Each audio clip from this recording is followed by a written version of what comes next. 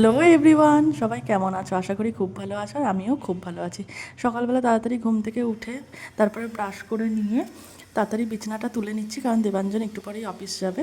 তারপর দেবাঞ্জন অফিস চলে যাওয়ার পর আমি খেয়ে নিলাম আমন্ড আর ছোলা, আর একটা পার্সেল এসে গেছে, আর এই পার্সেলে ছিল একটা ব্যাগ। বলো ব্যাগটা কেমন হয়েছে? তারপরে আমি একটু খেয়ে দিয়ে করে নিলাম স্পাটা করলাম ঘরেই, কারণ তাহলে প্রচুর পরিমাণে চুল উঠছে আর চুলটা খুব রাফ হয়ে গেছে। স্পাটা করলে খুব স্মুথ হবে, তাই স্পা করে নিলাম নিজে নিজেই।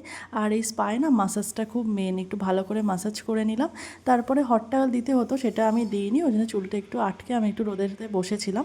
তারপর আমি চান টান করে চলে গেলাম পুজো দিতে। পুজো দেওয়া হয়ে গেছে। এরপর আমি দেখাচ্ছি চুলটা শুকিয়ে যাওয়ার পর কতটা স্মুথ হয়েছে।